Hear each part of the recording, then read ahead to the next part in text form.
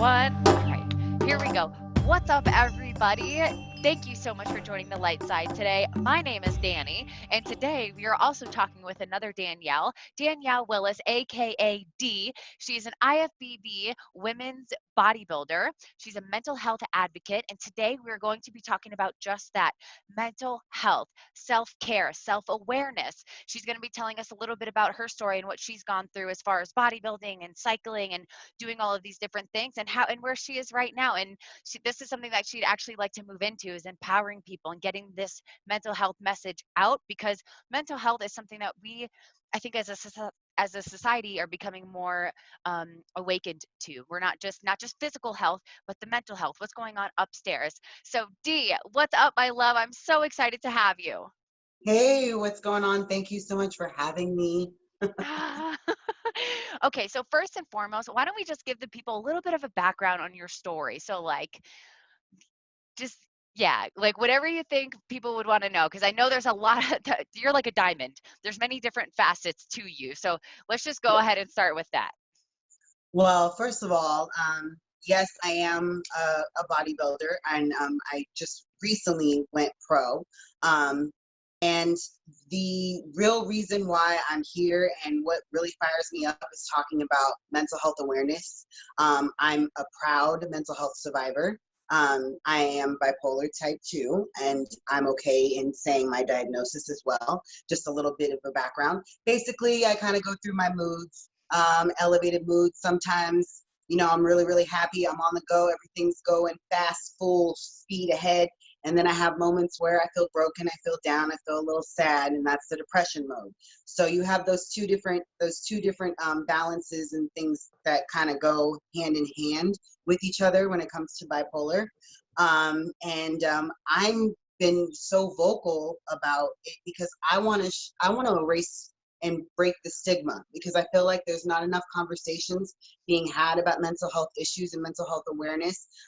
It kind of takes somebody important in our society to pass on or lose their life or something like that for us to have those little brief, quick conversations about not being okay and mental health and depression and all that. And really, there's more and more people nowadays that are coming forward, which makes me feel so good, that are saying I am clinically depressed, that are saying I do suffer from anxiety, or some that are bipolar. Matter of fact, I just do want to throw it out there that as much as people may still not think it's a big thing, there's about 46 million people in this world right now living, breathing actively with bipolar. And it doesn't discriminate. And I want to really drive that home, because people see me and they see how I'm built, they see my physique, they see my muscles. I even have to kind of deal with it with fans, and I love my fans to death. But oh, you're too built or too muscular or too strong to be sad, or how can someone so powerful and big like you ever get anxious? And it's those little like kinds of stereotypes and misconceptions that I think are still out there. And I don't think enough bodybuilders, enough competitors are speaking up and saying, hey, I'm not okay. I mean, you see little snapshots here and there, but as far as I'm concerned, I seem to be one of the only ones that actively is talking about my anxiety, my depression, my issues. And I'm also, in a way, doing that to show people that you can also live an active and productive life as well. So I'm trying to show both sides to the conversation. And so, yeah, that's pretty much kind of a little bit about me. Oh, thank you, Dee. That's such a good snapshot of everything. And guys, I just want to let you know this is probably one of the most real people I have ever met. My first conversation with her, we went deep right off the bat. She held nothing back and she's super authentic, which is why I think this is a perfect person to talk about mental health with you today. And because she's lived it, and she's here to tell the story, but she's here to also thrive through it. It's not, there's a ton of different ways to look at this. And I think she's such a positive advocate that I'm so excited to bring her here. So thank you, Dee, for that little intro there. I So I do have a question. When did you, now I think in our conversation, you're mentioning that you went a little while before you actually got diagnosed with this. So like, what were the symptoms maybe before you were getting diagnosed, before you knew that this was a thing that you had? Okay, well, my journey, and it's not so much different from a lot of other people's journeys as well, because most people don't really get diagnosed until they're in their 20s, most of the time. Now, I was born with it, however, not diagnosed until I was 21. And I wasn't properly diagnosed. So there's two there's Mm, two things, and these are two big issues: not being diagnosed and not being properly diagnosed. So throughout my childhood, I just really quick want to touch on, I was diagnosed first with ADHD. And, ADHD, attention deficit hyperactivity disorder, that's one completely different animal, and you treat it a completely different way. And so, for a long period of time, I was, medicated not properly. So, my moods, my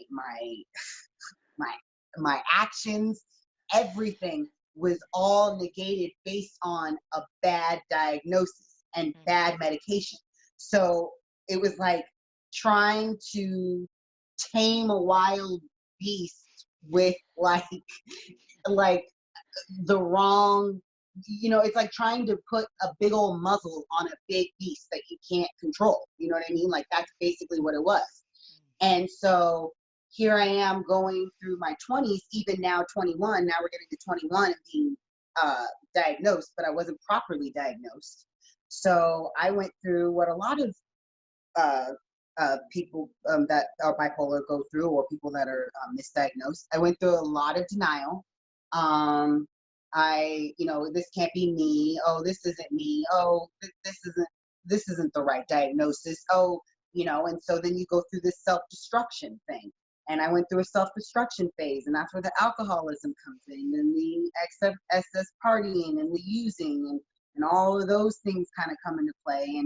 And I went through a period where I couldn't see past the bottle. Like that was what kept me going. Was the bottle and the cycle, constant, constant, constant. I can tell you, I went weeks on end without sleeping.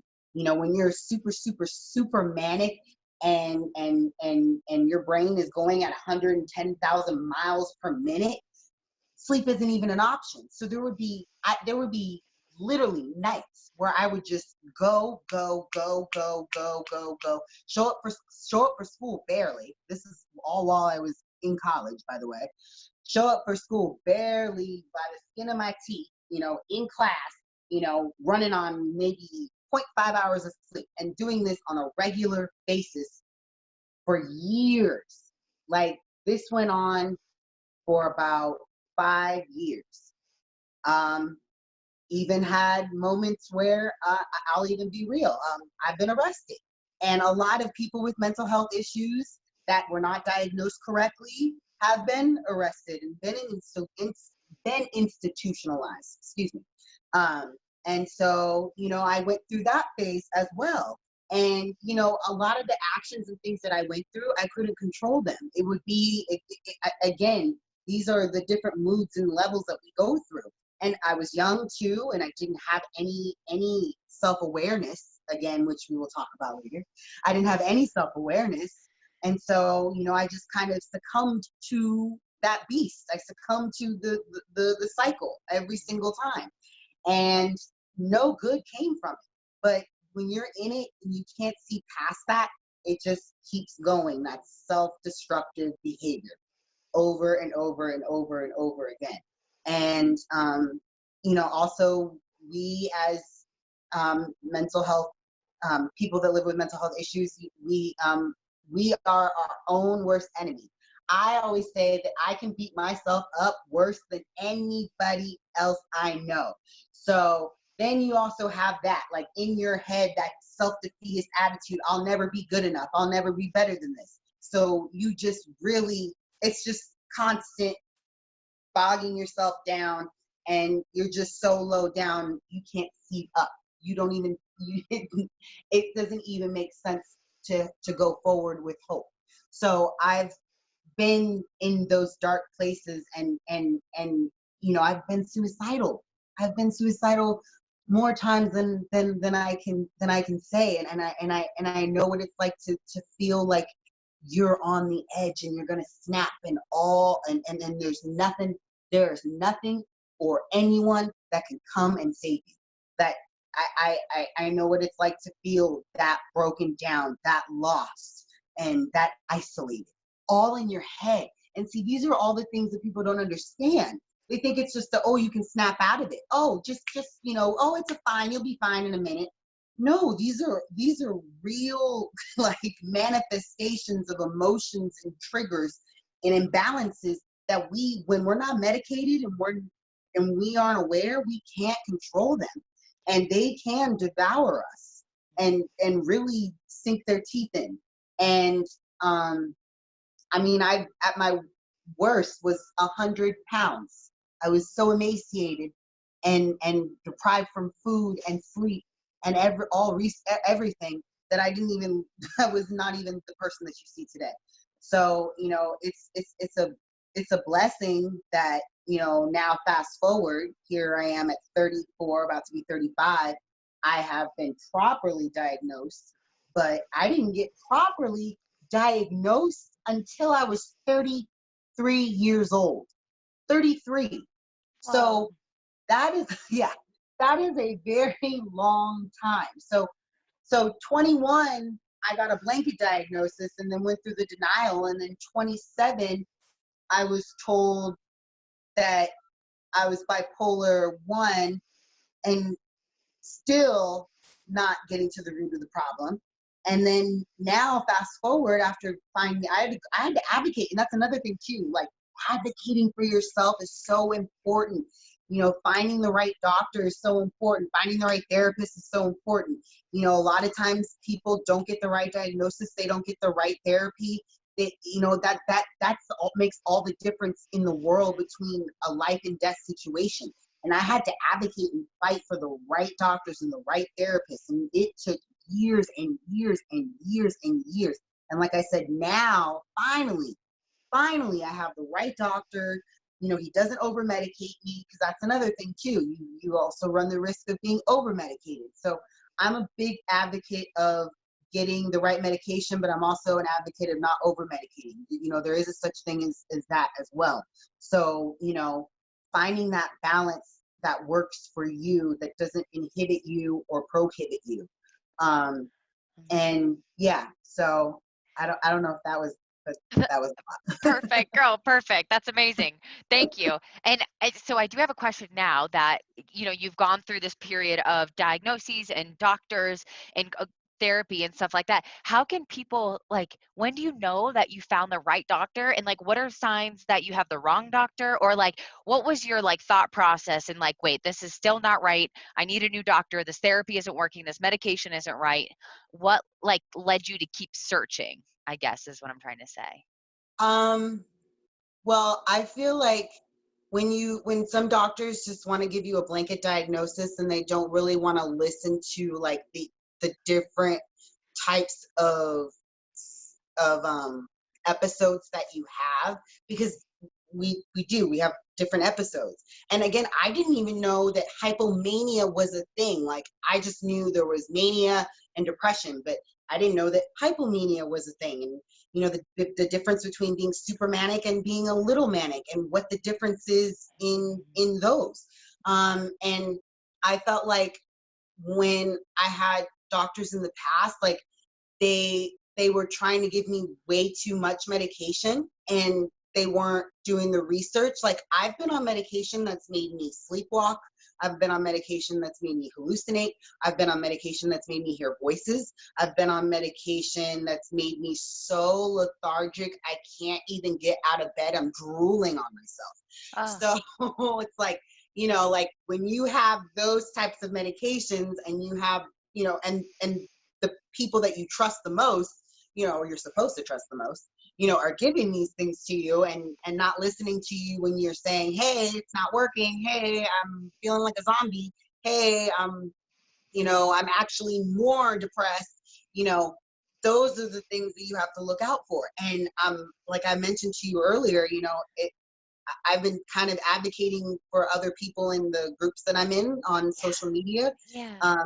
because I hear them saying the same things. Oh, I'm on this medication, but it makes me a zombie. Oh, I'm on this medication, but it makes me forgetful. Oh, I'm on this medication. But so like a lot of these doctors just trying to profit, or to me, in my opinion, profit, and, aren't really concerned about the patient. They're just going to just slap you with any old prescription, and they're not going to care about the side effects. But a doctor that really cares, like mine, even still, like through this whole COVID-19 thing, calling me, texting me, hey, so the new meds that I gave you, the increased dose, how's it working for you? The check-ins, those are so important, because like, just in general, medicine doesn't fix everything.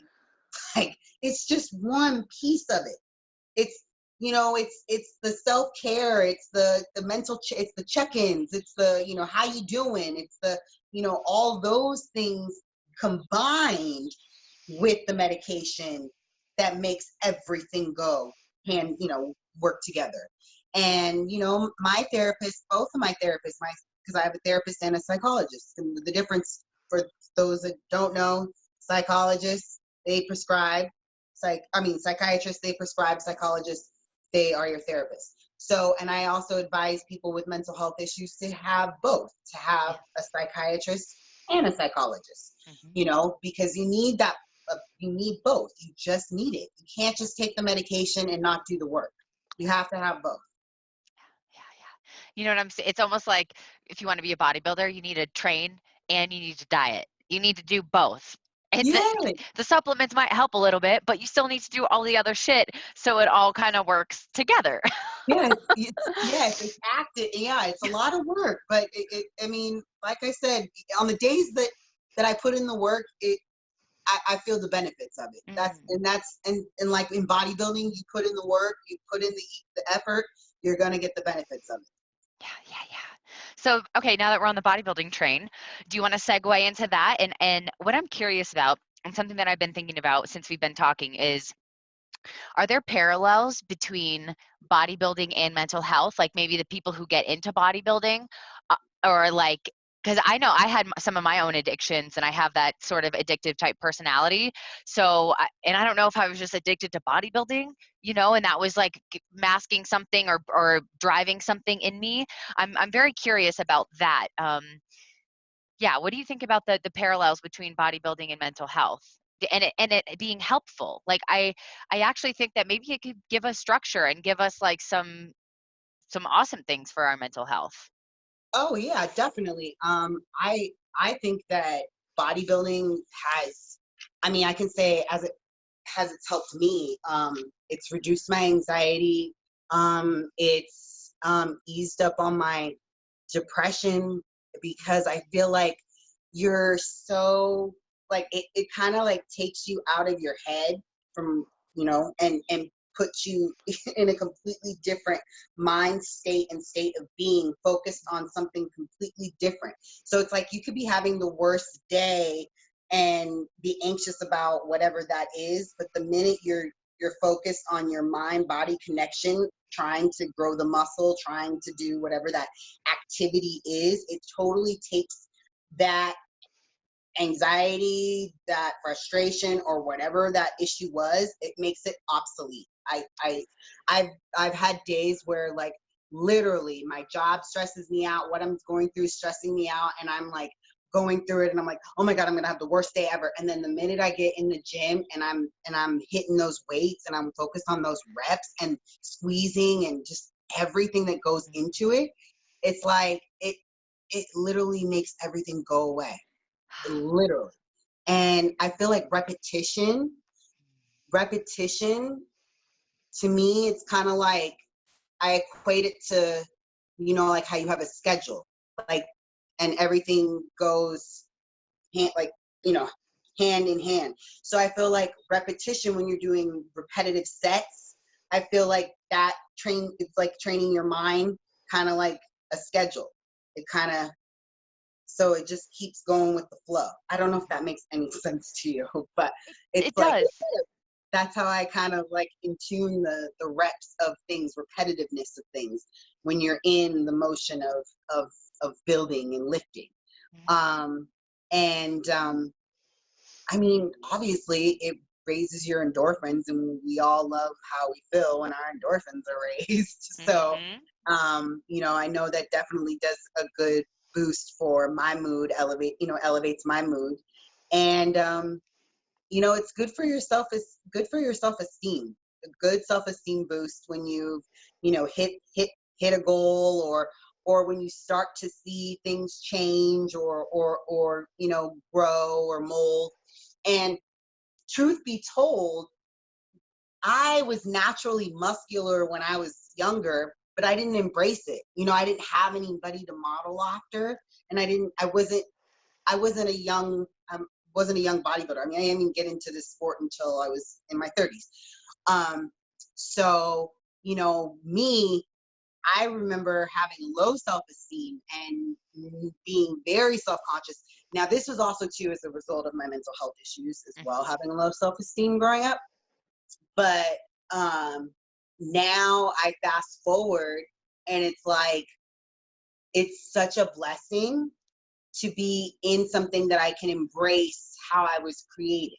And bodybuilding has done that for me. It's allowed me the opportunity to embrace how I was naturally created, which has done wonders for me mentally, and emotionally. So, yeah. Oh, amazing. So now not everybody's built to be a bodybuilder, right? But Well, yes, I know that. I know not everybody is, but I'm just saying in my story. for your story, right? But for other people, let's say they don't want to do bodybuilding, but with them like getting into running or like reaching, like doing some other maybe some sort of like athletic, getting into their body and out of their mind and going towards like goals and stuff, do you think that would be helpful if somebody isn't on the bodybuilding path, or they're not like naturally muscular or anything like that? Do you think that I guess getting into a sport where you could reach things and get into a flow? I loved how you use the word flow, because it is a total flow, especially when you're way in it. So do you think that being in the flow of something, maybe it's business, running, bodybuilding, anything, it helps with the mental health? Oh yeah, definitely. Because you're like dialed in. It's like when you see something that, a goal, or something that you want to attain, and you visualize it, it's so stimulating for your brain. And I feel like it's like once you're tapped into that stimuli, it does something for your soul. Mm, Like it really feeds your soul. And I yeah. feel like anybody chasing a goal to better themselves in any physical form, or mental form, is good soul food for sure. Definitely. Hell yeah. Good. I agree with you. And Soul food. the word flow, even for people who don't have it been like diagnosed with mental health issues or whatever, just normal, like the flow is good. It's a good spot to be in. It's the repetitive motion. And I think Earl Nightingale says, success is the progression of a worthy ideal. So it's just like anything you do to put yourself progressing towards something that's worthy. So like now maybe you transitioning to be a mental health advocate, you could sort of use the same principles that you learned with bodybuilding and get into the flow of advocating for this. Yes. And Okay. that's one of my ultimate goals, is to advocate and coach other other individuals like myself, in mental health. And and my heart is in bodybuilding as well, so it would be great, to Yeah. tap in and reach out to other. But I think it would be awesome to have like some kind of haven or forum for bodybuilders to go with mental health issues, anxiety, depression, a place where everybody can be okay letting it all down, and saying, hey, I'm not okay. Because again, it's like we're looked at to be a certain way. And it's a lot of, it is a lot of pressure, to kind of uphold this image that you have, being put together, being strong, and and all this stuff. And it's like sometimes you just want to say, hey, I'm not okay. Yeah. Who's with me? You know what I Yeah. mean? Like, that's like what I want. My goal is to have more people being able to say, hey, I would love for a Miss Olympia. Yeah, I'm not saying they have to have depression, but I'm just saying I would love a Miss Olympia or somebody in some places to say, hey, my anxiety was bothering me, or I was feeling a little down the other day. Let's talk about it. I would love that because it's like, it makes it more relatable and makes other people want to connect because it's like, yeah, I'm just like you. I go through some of the same things you go through. Who cares that I have muscles and I can lift a lot? It Yeah. doesn't discriminate. Yeah. Yeah. I love that. Okay, so we went over how bodybuilding has helped you. Now, we talked a little bit about cycling and how that affected your mental health. Did you want to go into that a little bit? Sure. Cool. Yeah. I mean, I'm not a doctor or anything, and I don't, profess to have all that down, but I really do believe that, there is something to, healthy cycling and how it yes, cycling with the testosterone is good for the muscles and good for building and all that stuff. But I really do feel that it elevates and boosts mood, and those people that struggle with depression, it really does something to give them that extra pep in their step. Like, I know that I can attribute a lot of my success in the last year, like going pro, yeah, to my self-care and self-work and all that stuff, but actually being on cycle. And not because of the testosterone, like what it did for my body, but it helped me like harness my mania, helped me really focus.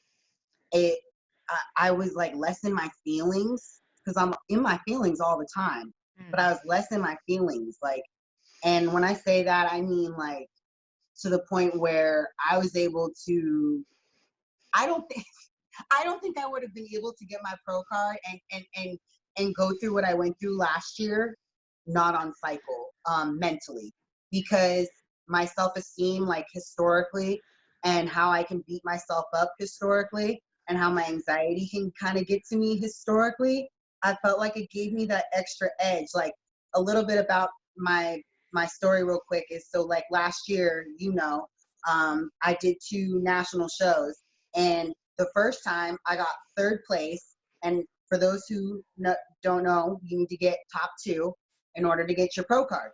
So I was all set. Boom, I'm gonna get my pro card. Boom, get 3rd place. Woo, had to stand there, take that, and go, okay, so they're not gonna give it to me right now, right? And like the old me would have been like, that's a wrap, that's a wrap, shut it down. Whoop, that's it. We're done for life. I quit, throw in the towel. I'm the worst competitor on the planet. Let's go waterworks. Like, literally, like that it would have been a shit show. Like, completely. I literally stood up there and I was like going through it in my head, and I was like actually going through the battle. Like, I literally was going through the defeatist battle. Like, you're gonna quit. No, you're not. You're gonna quit. No, you're not. Like, I was having that battle in my head on the stage. Like, it was like that bad. And all while I'm smiling. And then, having to internalize it, suck it up, and then power through the next month and then do another show. And, history happened the way it did, and I'm grateful for it. But I bring that up to say that it's just something about being on cycle, like, and having that extra test boost in your body that just really gives you that extra edge that I feel like you just don't have. And when I went through withdrawals, because my coach took me off everything, we cleaned my system out. This was November 2019. I went completely cold turkey. Oh my God. There were days where like I couldn't get out of bed. like, I think I entertained the idea of death like multiple times a day. Like, Yeah. it was like really, really bad. And it was all like around the time too, like when Kobe Bryant died. So I was like, like really, like, you know what I mean? Like it was like a whole. I was crying. I was crying for days. I wasn't eating. I didn't want to train. I was just like, this is it. You know what I mean? Like, so my coach was like, oh wow, you really are bad. So he had to put me on 10 milligrams of Anavar just to like sit my ass down and like get me like going again. Like, so, and I've talked to other competitors, which again, I wish more people had this conversation. Yeah. Talk to other competitors. I've talked to other competitors and they're like, no, we weren't like you, but yes, we know what that's like, you know, like, yes, I've been there, and I know what, you know, I know I feel better when I'm cycling. I know what the difference is between being on a cycle and being off a cycle. And so, you know, I want more conversations about this as well, because I'm not the only one. So, and You're not. You're definitely not. And thank you for speaking up about this too, because even just, and sorry to cut you off, but no, just even the battle that you had on stage, I've had that battle too, you know, and if we had let that other voice win, the bad voice win, then we would have never got to where we're going. But I know that when people miss their pro card or they miss the Olympia by one fucking point, they're like, yes, you know what? Like that definitely goes through their head and they're like, this was enough for me. But, and then even the post show depression. So like even natural, right? That's even a shit show itself, is to put down, to say, okay, I'm going to take a break for a little while. And now you take the gear out of the equation. Now you're like, what do I do? I don't even right, like chicken. I don't want to go to the gym. I hate myself. I hate my hair. right, I hate everything. right. Exactly. It is. It's a shit show. It's like I'm telling you, like, why am I getting out of bed today? What's the purpose? You know, it was like it was real. Mhm. And like I said, I know I can't be the only person, but nobody wants to talk about it. Right. Everybody wants to talk about their gains and their progress pictures and how amazing they're Yes, doing and how their tan looks. Meanwhile, what the fuck is going on upstairs? Because there's a lot of that happening, but exactly. nobody wants to put down this, you know, put down the pretty picture, pretty selfie cam and actually speak real, you know. Like I think some of my most engaged posts that I ever had posted when I was bodybuilding was when I was like, hey, I'm really depressed today, or hey, I'm really doubtful today, or I have so And much anxiety. I'm seeing that too. Like Oh, you know, good. I'm trying to get more creative with my posts and insert my story and my message. And you know, I'm finding now that I'm starting to get more responses, like even people just saying thanks for that. I'm like, Yep. I'll take that, you Yep. know, or good one. And I'm like, okay, I'll take that. You know, it's like people starting to at least respond to what I'm saying, Yeah. and rather than just my physique, because that gets old and that's not what I'm trying to do anyway. Like, Yeah. and I know that in bodybuilding, you know, influencers, that's mainly all that they give and all that they put out, and so that is another reason why I'm trying to say, hey, no, let's not make it all about that, because to me it's more than just that. It is so much more than that. And I love what you said about people finally starting to, how rewarding is it when somebody's like, I needed to hear that today. You're like, you know what? If that was the only comment that I saw for this post ever, that would be the end of Yeah, it. I only get a few right now because I'm Mhm. still in transition, as you know, as Yeah. what I'm trying to do with my career. But you know, to piggyback off of those powerful posts and how and the impact, yeah, like I've noticed in my own little way, I get maybe one or two, but it's like if you get that one or two, it's like, at least somebody was listening. Yes. And think about all the people that are not listening, that are reading. They don't even like. Some of your biggest fans, some of your biggest mental health fans won't even like your post and they will never comment, but they still read everything you say. When somebody told that to me, I was like, you know what? You're right, because I read some people's stuff and I don't like and I don't comment and I just kind of read it and just let it be what it is. So you never know who or how many people are actually reading and taking your post home with them and saying, damn, like, I remember what Dee said, you know, and one day they'll never have commented on your post. And I've ran into this a couple times, but they'll send you a DM and they'll say, can we talk? Like, um, what you said really resonated with me. Is there, you know, and then I'll be like, yeah, let's get on a phone call, dude.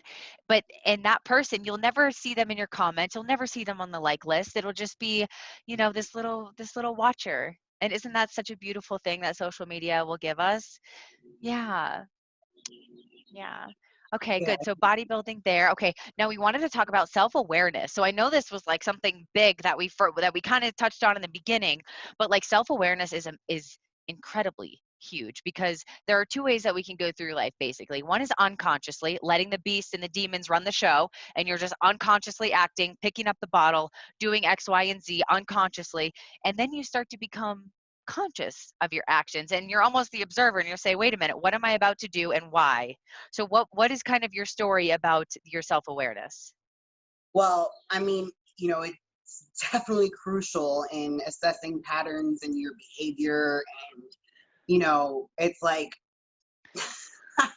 I went through, it's like I look back and when I thought a lot of life was happening to me, it wasn't really life happening to me. It was really me. Like, it was me. I was like, I, the old saying, the bull in the china shop. Like, I was the bull in the china shop.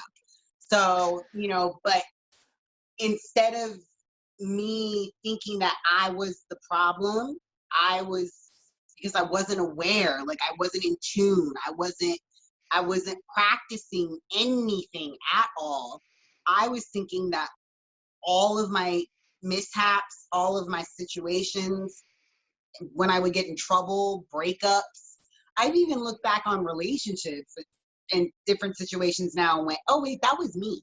You know what I mean? Because, you know, awareness and being like, okay, no, those things were because I was acting according to this. I was acting this way. I was acting that way. I said this. I did that. Now, fast forward to kind of not be so wordy. I actually like when I'm acting out and I'm doing something, I actually stop, pause, and have a conversation with myself. Like literally, I'm like, wait a minute. Do you know what you're doing, Danielle? Do you know what you're saying? You know what you're about to do, and you know what the actions are going to be. Like I have those conversations with myself in my head.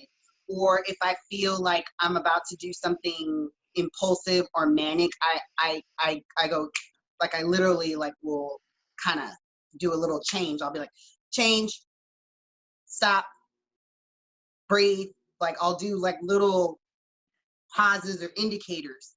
Or if I actually am in the midst of the chaos and I'm like say like I'm having an argument with my coach, or because I use that as an example because I love my coach to death, but he gets the brunt of my personality because I'm around him the most. And so like I'll be like, he'll say something to me and then I'll say something back, you know, and you know, kind of snap back when I'm in my defiant mode, if you will. And instead of letting it go, I actually will stop and wait and go, oh, wait a minute. Oh, you know what? I'm hearing what you're saying. Let me assess it differently. Excuse my actions. Let me backtrack and let's revisit this conversation. So like now, you know, if I've lost my cool or have a snap moment and I've let myself go, now I can actually, after it's done, like right after it's done, I can assess it and go, oh, wait, that was my bad. I was wrong. This is how I should have handled it. Like that accountability, that awareness. Like, and most of the time I realize in those situations where there's conflict and chaos, it is me. And it's all part of the territory. And but it makes me, and it makes my relationships and me dealing with people so much better, because at least when you can be accountable for you, it makes people accept you more.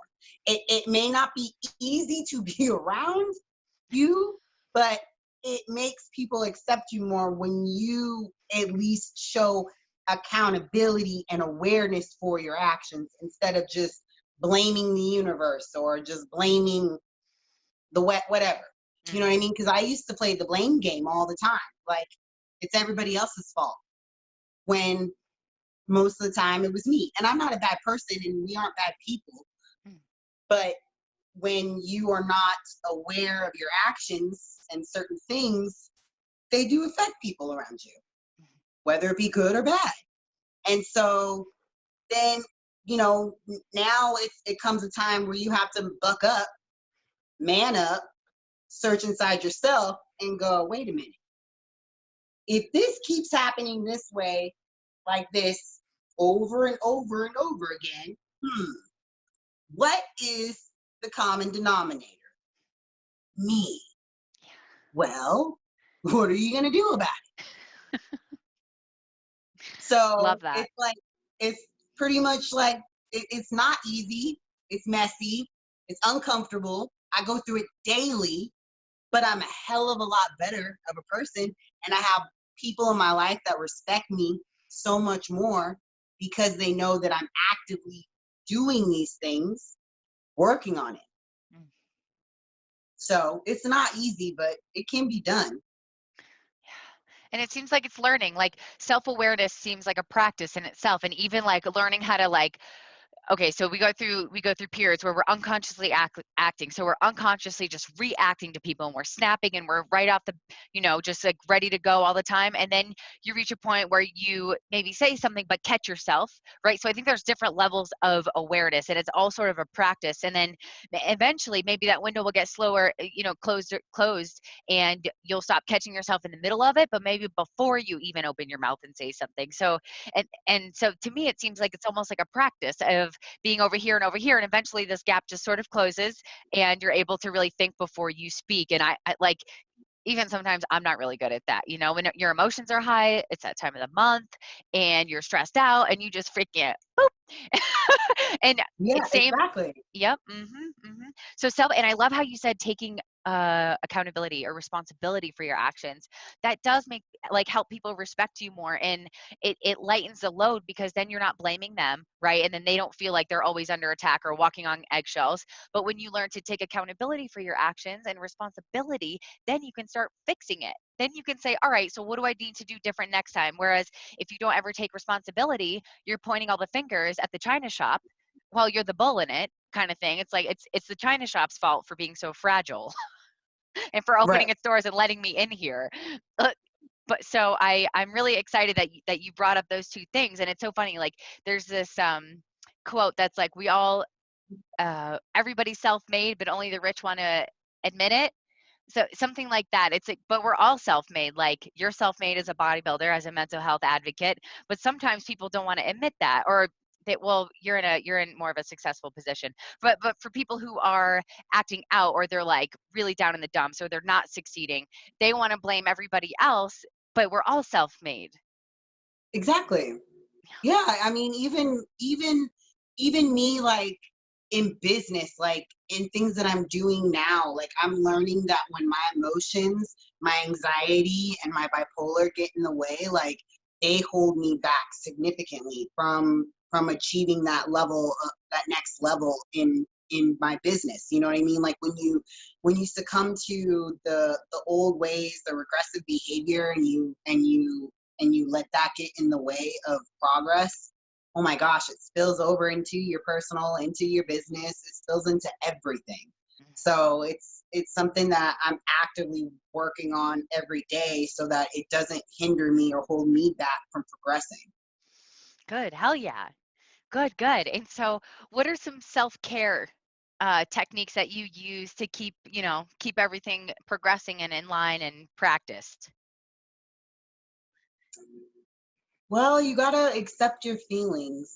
You gotta really like accept how you feel, identify with what you're feeling when you're feeling it, and allow yourself to like, go through it. Don't be dismissive of your feelings. Like I really have to stress that enough. Like, but also in acknowledging your feelings and what you're going through, don't stay there. Don't allow yourself to stay there for too long. So, you know, it's like there's like levels to it, but, you know, identifying that you have those feelings, accepting those feelings, but not staying there for too long. Sometimes I'll write them down. Um, I loved how you uh, gave yourself a time limit when you were on your drive and you said, all right, 30 minutes is up, turning around.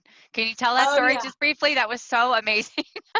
Oh yeah, yeah. My manic drives. Yes, yes. I'm infamous for those, and that is a good example. Yeah, you know, identifying that you're going through, um, and not staying there for too long.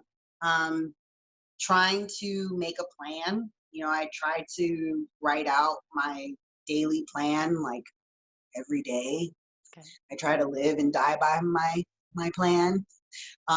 You know, we don't always get it right, but at least, you know, having something that we can identify with that gives us structure and balance that we can kind of go and check off as we go, it really helps because, you know, I know as entrepreneurs and business owners and just, you know, as athletes, whatever, you know, we all have all these goals and all these things that we want to do. And really just itemizing them and prioritizing them and writing them down really helps not make it so overwhelming. Spirituality and meditation has been very important to me. I feel like, you know, being able to take a pause and center myself spiritually and get my heart right, you know, just kind of getting in tune with who I am because, you know, as entrepreneurs and, you know, business owners, we're always trying to give and place ourselves, you know, give ourselves to other people and spread ourselves around. And it's really, really good to kind of get yourself centered and balanced and, you know, really show yourself some self-love and self-care. And I feel like that really calms my nerves and helps my anxiety a lot. So you've been praying and meditating, and I heard this really beautiful thing that praying is talking to God and meditation is listening. Ah, I Isn't that like that. beautiful? Isn't that That is so? beautiful. It makes me want to pray more Yes, and talk to God. And I know that you're actually, I don't know, what is it, Christian, Catholic? What is I it am that you Christian. kind of Christian? Okay, cool. I remember talking to you and you had such a strong faith and it was so beautiful. Yes. Um, and so you centering yourself in your faith and in your Christianity, that's through like the prayer and then the meditation for you. Do you find it's a different sort of connection? Do you think is it more of a connection to yourself, like the God within you, or how do you feel about the different spirituality things there, or are they one and the same for you? For me, it's almost one and the same, but sometimes, you know, you kind of do tap into, like, I feel like another power when you're meditating. Like it's a different level. And I'm still in the embryo stages of the whole meditation game. I'm not going to sit there and be like I'm on this level. But I have tapped in and I have felt that power and I know what it feels like and it's grounding. It's very grounding. I will say that. Yes. Oh, good. That's beautiful. So, is there anything else that you want to tell the people or any other topic you want to talk about? You, by the way, you give me this energy. You have been just like filling me up this whole conversation with that big, beautiful smile and all your, so I love talking to you, but is there, Oh, yeah, girl. And so like you now becoming a mental health advocate, do we touch on all of the things that you want to be talking about or do we leave some stuff on the table? Because I want to get it out. um, I think we I think we talked about self-awareness. I'm looking at my notes and stuff. Things that I I think we touched on, yeah, on Yeah. pretty much everything, but I do, you know, I do want to have, you know, I do want to be a person that other bodybuilders can reach out to, that I want to be the go-to, you know, people that have mental health or anxiety or depression, or, you know, if you feel suicidal or you feel bad about yourself, whatever the case may be, I want you to come to me like with all of your brokenness talk to me about it, and just know that you have somebody in your corner that's going to advocate for you and listen to you, and has probably been where you've been. So and I'm grateful that a few competitor friends of mine have like started to text me and say, hey, I'm dealing with da da da da da da. What's your advice? And so it makes me feel good that at least certain people are starting to feel more comfortable opening up when they're going through, even if it's not putting it out there on social media, at least just like identifying their feelings and saying, hey, I'm not okay, and reaching out, because that's another thing that's so important. And especially right now, we're in the middle of a pandemic. We're in the middle of one of the most stressful times in our time. You know what I mean? There hasn't been in recent times a more stressful time than now. And this is the time where I feel like people need to be okay saying, hey, I'm not okay, and reaching out to someone and saying, hey, can I talk to you? Or being okay sharing their story, because this is the time where we need to be building each other up and really encouraging one another. And there's a lot of people right now that are going through it. They've lost their jobs. They don't know how they're going to feed their families. There's a lot of big world problems going on right now. And I know that those types of problems, the mental stress that is attached to it is just unfathomable. You don't have to be bipolar or suffer from depression to be going through it right now. And so I feel like now more than ever, this is the time where more we need to be having more forums or more outlets or more hotlines or more whatever helplines for people to say, hey, I need to talk, I need somebody, can you listen? So I'm hoping that as I go along with this and as I keep putting my message out there, that people feel more comfortable knowing that they can come and they can talk to me, and that I can advocate for them, and that I'm right there with them. That's amazing, Dee. And where can the people find you? Right now I'm on Instagram, and my YouTube is coming. So, but my Instagram is Danielle Willis BD, and yeah, I'll be launching my YouTube shortly, so be on the lookout for that. But yeah, I'm so grateful that I got a chance to just share a little bit about me. Oh, Dee, I'm so grateful as well. And I know that so many can relate to your story. I know I certainly can in many different ways. And so I thank you so much for your honesty, for your vulnerability, for getting out here and for speaking, because so many people need to hear this. I mean, you gave a stat at the beginning about 46 million or something like that, suffer with bipolar, but like how many are undiagnosed and how many out there are suffering with other sort of mental illnesses? Probably most of the population, to be honest with you, especially in today's day. So I Yeah. just want to thank you for being a spokesperson for all of those people.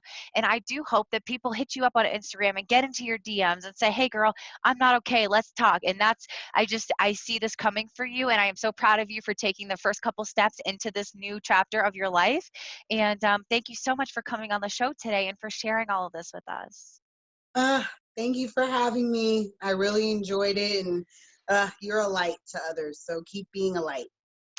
Thanks, Dee. Like attracts like, right? Light attracts light. Me and you both. Let's go. Let's light up Yeah. this world, baby. Yeah. All right, everybody. Yes, thank you so much for listening, and I'll catch you on the next one. Contact Dee if you need anything at all. All right, everybody.